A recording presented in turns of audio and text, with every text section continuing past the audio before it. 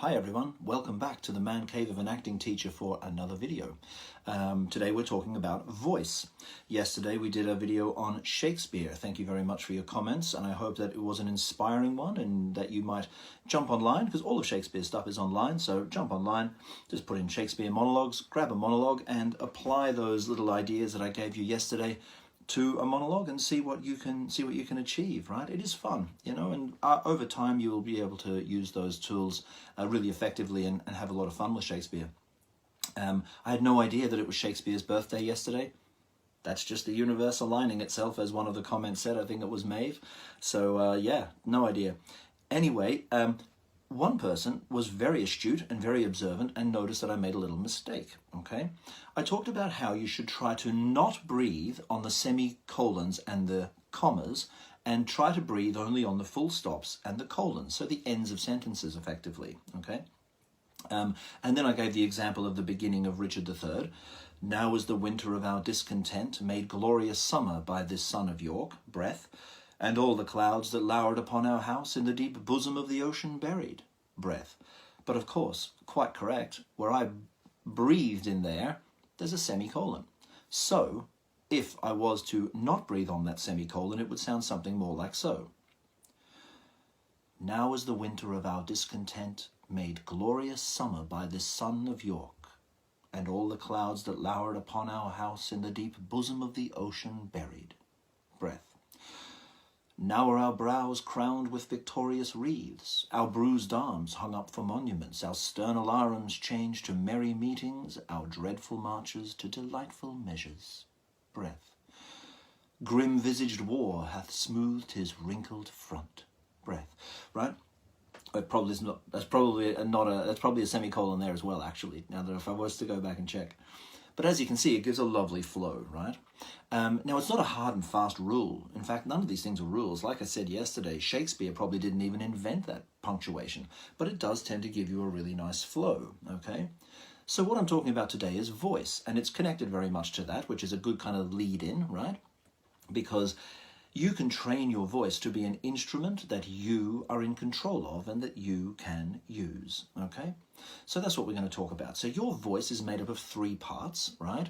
Your mouth, your vocal cords, which are here, right? And your belly, this middle area down here, okay? So you can learn about this from books, okay? And this is one of these things that, one of these areas where there's really good books. Like Christian Linklater has a great book called Freeing the Natural Voice. Uta Hagen has one called Voice and the Actor. Really great books that you can read on it. As always, you need to train in it, with a teacher or in a studio of some sort. But yeah, this is all explainable and explained in some really great books, all right? So in brief for you, those three sections go like this, right? This section shapes the sounds of our language, okay? So obviously it's all the different parts of your mouth, your lips, the upper palate, the back and the front, the tongue, the cheeks, even the teeth, make up all these different sounds. Now, in life, unfortunately, right, when we're very little, we have a lovely free voice when we're a baby, and we scream our heads off when we want to be changed or if we want food, and we just let that voice out, and there's no inhibitions, there's no self-consciousness. But then little brother or sister comes along, and we're told when we're sort of toddlers, shh, you got to be quiet, the baby's asleep. Then later on we get to school and the teacher says, shh, I've got 30 kids in this room. You can't be doing that. You can't be making all that noise. Then later on we get kind of self-conscious and we get shy when we get into our teen years, and down comes the mouth, down comes the voice, okay? So we're in our early years in a kind of constant process of inhibiting our voice. So when you go to train as an actor, depending on how severe that has been, you need to free that natural voice.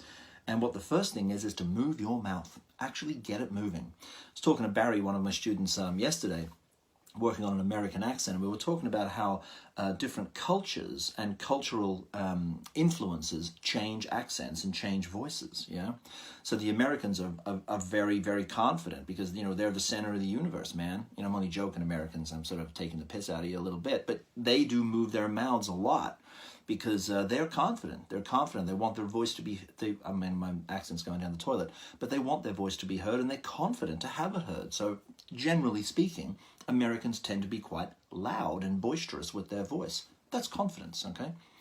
Other cultures, however, for some reason don't, right? I know in Australia we don't say much, we don't want to kind of impose ourselves around the place, so we keep ourselves pretty quiet. G'day, mate. Not sure what's going on around us, And the Irish, of course, and any other colonized country does tend to have less movement in the mouth, okay? Possibly, there's studies into this, that it's possibly a kind of cultural cringe where we feel inferior to the, to Britain or the colonizing country that came in and suppressed us, That's, I'm sure, completely self-conscious, well, I hope at this stage, right? And of course you can retrain that and get that open again. And then one of the first steps is opening your mouth and saying, hey, look, man, I am valid and I deserve to be heard. So I'm going to move my mouth and I'm going to be heard, okay? That's your mouth. You can do that yourself at home. Just keep on moving it, right? Use text to help you to wrap your mouth around the words, even if it at first will feel kind of silly when you do it. Eventually it will calm down to a normal movement of your mouth and jaw and everything, which won't look silly to anybody, okay? And it won't feel silly to you. But at first it's an exaggeration, okay? Your vocal cords are two flaps of muscle that vibrate when air flows over them or through them, yeah? That's it. That's your vocal cords, right? If you generate your voice from here by shouting at football matches and in nightclubs, you will create blisters or polyps and different kind of scarring on your vocal cords. And that scarring can happen from things like throat infections and stuff over the years as well. And that can give you a kind of a rougher kind of tone to your voice, okay? And that happens, obviously, as you age, yeah? No big deal, like it's just the tone of your voice, right? But the big deal is that you shouldn't be generating your voice from here because, like I say, it's breath that pours over or through the vocal cords. So that breath should be coming from here, okay? And that's why I have worn one of my tight-ish, not so much anymore, but anyway, it's getting a bit stretched, Australian singlets, right? To show you this, right? So underneath your ribs, so my ribs are around about here, right? Underneath your ribs is a big plate of muscle called your diaphragm. Now, most people don't move that diaphragm much. It kind of goes when they breathe, right, in life.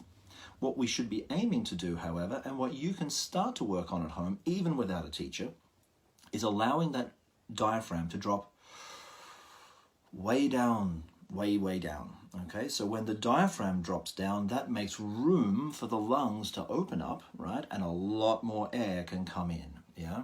And that, of course, will give you much more capability to do that and to go, if I can give a little example.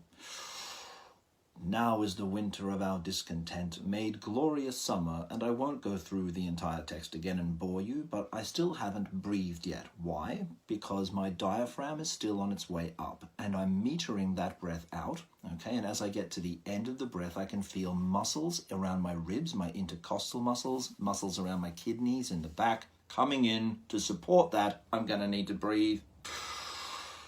And then the breath pours back down, okay? But at no stage in that was my voice being generated from here. I wasn't yelling or shouting from this region, okay? It was all down here. It was the breath being generated from down here, flowing freely over those vocal cords. I wasn't tensing here to get that out. Okay, so strangely enough, this is the way you actually breathe when you're asleep. You do it already. It's just that for some reason when you wake up in the morning and the alarm goes off, you go, I gotta get up, I gotta do my stuff, I gotta, get breakfast in and feed the kids and get myself to work or whatever you do, okay? And this sort of tension up here starts to happen. But you do breathe like that when you're asleep, and so does your dog or your cat if you watch them, or a baby or a child if you have one. Just watch their belly. Rising and falling. It's not their chest that rises and falls, it's their belly. So when you go to bed tonight, all right, lie in the bed on your back, put your hands down there around about the belt buckle, and when you breathe in, your hands should rise up. When you breathe out, your hands should fall down.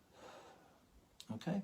And you might catch yourself going from, okay, my daily breathing up here, oh, I'm really tired now, there it goes. I'm now breathing down there.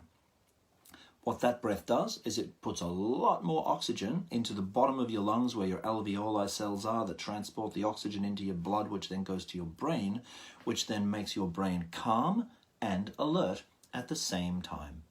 Then your brain starts dreaming as you sleep. okay, and it goes into an incredibly creative place, okay? This is ideally the way we would like to be breathing when we are acting, particularly on stage, because we are never going to be generating our voice from here. It's always going to be coming from down here, and it will calm our nerves. It won't get rid of them completely, right? And I suffer from stage fright like a lot of others, but it does help you to relax, okay? Because a lot of oxygen is going into your system instead of, oh my God, right? And there's very little oxygen getting to those alveoli cells. What better way to act than to be calm and alert at the same time? So you're concentrating on what you need to do, yet your system is calm, and you can switch over into character and play that character for your audience, yeah?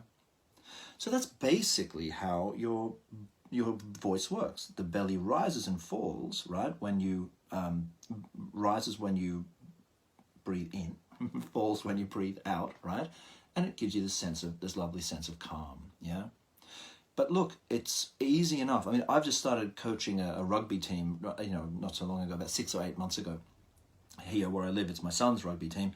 And when you're outdoors with 26 kids, I have found that I all of a sudden started yelling my head off, right? I'm generating my voice from here. For some reason, sport has brought me back to the way I used to yell at sporting matches before I trained as an actor, yeah?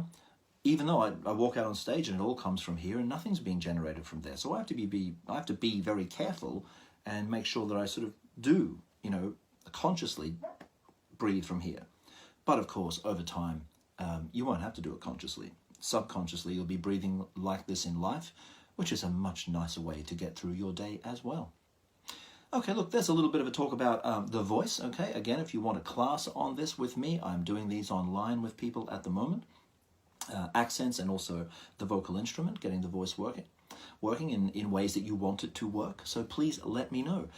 Support your self-employed friends, okay? If you feel like a yoga class or a dance class or something like that, there are self-employed people out there who cannot do these with you one-to-one or in groups or classes at the moment, obviously. So see if you can support them too if you have the means, and it will help you. I'm glad you're enjoying these, taking 10 or 12 minutes out of your day to think about your craft, yeah? I'll make another one tomorrow, guys. You have a good day, and I will talk to you tomorrow. Bye.